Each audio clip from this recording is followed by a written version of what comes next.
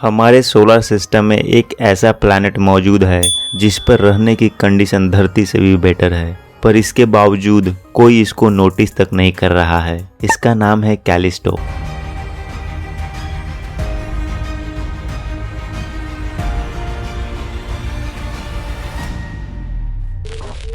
और इस इमेज के अंदर आप जिस व्हाइट चीज को देख रहे हैं वो असल में कैलिस्टो पे मौजूद बर्फ है। शुरुआत एक डेड इनएक्टिव रॉक बॉडी घोषित कर दिया गया था, पर 1990 में साबित हो गया कि कैलिस्टो की आईसी सर्विस के नीचे पूरा का पूरा एक समुंदर है, जिसका इस्तेमाल जल्दी रॉकेट प्रोपेलेंट बनाने के लिए किया जाने वाला है।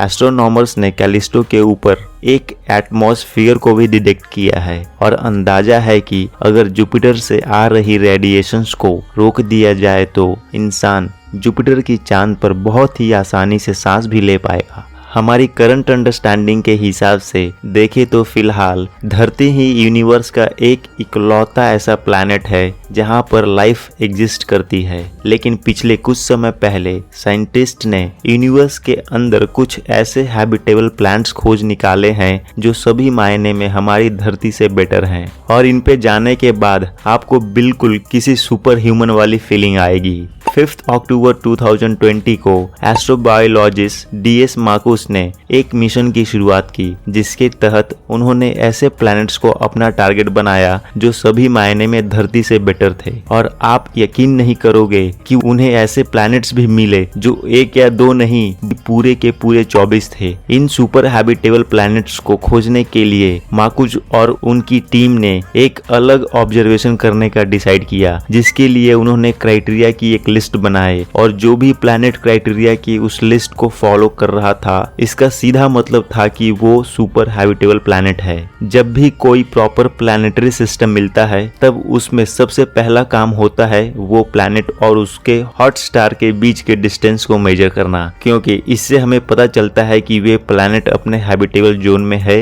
या नहीं, और अगर है तो उस पर कितना वाटर परसेंटेज होगा। हैबिटेबल प्लैनेट्स खोजने के अगले क्राइटेरिया की बात करते हैं तो वे है size and mass of planets, क्योंकि किसी भी प्लैनेट का मास और साइज लाइफ को इवॉल्व होने में हेल्प कर सकता है। अब जितना प्लैनेट का साइज होगा उतना ही ज्यादा जगह मौजूद होगा इंसानों के रहने के लिए, और प्लैनेट का मास जितना ज्यादा होगा उतना ही ज्यादा उस पर ग्रेविटी भी होगी, और ज्यादा ग्रेविटी की वजह से प्लैनेट में हवा को जमीन के करीब रखेगा, जिससे उसका एटमॉस्फेयर काफी ज्यादा मोटा और स्टेबल रहेगा। साइज और मास की क्राइटेरिया के बाद अब बात करते हैं टेम्परेचर की, जिसमें प्लैनेट का टेम्परेचर धरती से 5 डिग्री सेल्सियस ऊपर या नीचे हो सकता है, क्योंकि धरती के मिडल वाले एरिया यानी ट्रॉपिकल रीजन में पनप रहे माइक्रोज इसी तरह के एक्सट्रीम टेम्परेचर में सरवाइव करते हैं। अब इन्हीं सब फैक्टर्स को ध्यान में रखते हुए साइंटिस्ट को 24 प्लैनेट में से 2 ऐसे सुपर हैबिटेबल प्लैनेट्स मिले हैं जिनका सरफेस टेम्परेचर और एटमॉस्फेयर दोनों ही धरती से भी बेटर हैं, जिनमें से एक है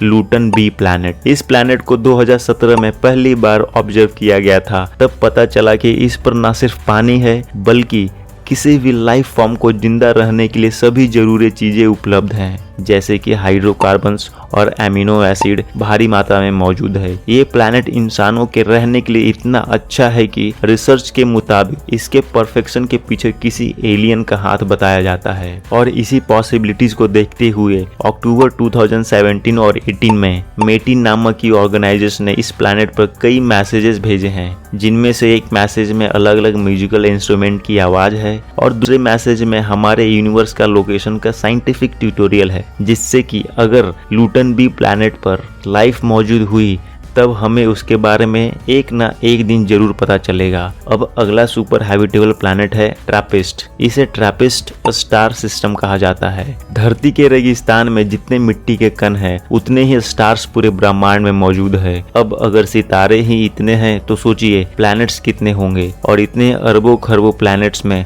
सिर्फ हमारी धरती पर ही लाइफ एग्जिस्ट करती है, ऐसा होना तो लगभग नामुमकिन सा लगता है। हमारी धरती से करीब 39 लाइट ईयर दूर एक ऐसा स्टार सिस्टम मौजूद है जहां एक या दो नहीं बल्कि पूरे 7 धरती जैसे प्लैनेट अपने स्टार का चक्कर लगा रहा है और इनमें से 3 प्लैनेट्स अपने हैबिटेबल जोन में ऑर्बिट कर रहा है। ट्रैपिस्ट नाम के स्टार सिस्टम की डिस्कवरी पहली बार 2017 में की गई थी। इसके प्लैनेट्स धरती से भी ज्यादा पुराने हैं, मतलब कि प्लैनेट्स पर जो लाइफ होगी धरती को पूरी तरह फॉर्म होने से पहले लगभग 3 मिलियन साल तक ऑलरेडी डेवलप कर दी होगी। अभी सभी प्लैनेट्स बृहस्पति ग्रह के साइज जितने एक टाइनी रेड स्टार का चक्कर लगा रहा है और ये स्टार हमारे सूरज के कंपैरिजन में काफी ठंडा है। ये प्लैनेट्स अपनी ऑर्बिट पर टाइट है, मतलब कि इनकी एक साइड स्टार को फेस करते हुए हमेशा गर्म रहता है और दूसरी साइड बिल्कुल उसका उल्टा यानी कि ठंडा रहता है और ये खुद अपने एक्सिस पर चक्कर नहीं लगाती है। अगर ये सभी कंडीशन परफेक्ट रही तब ठंड और गर्म वाले रीजन के बीच में एक ऐसी पतली से स्ट्रिप एरिया होगी जहां जीवन आराम से पनप सके। वैसे ट्रैपिस्ट सोलर सिस्टम में प्लैनेट्स एक दूसरे के इतने ज्यादा करीब हैं कि अगर आप इनमें से किसी एक पर खड़े होकर आसमान में देखेंगे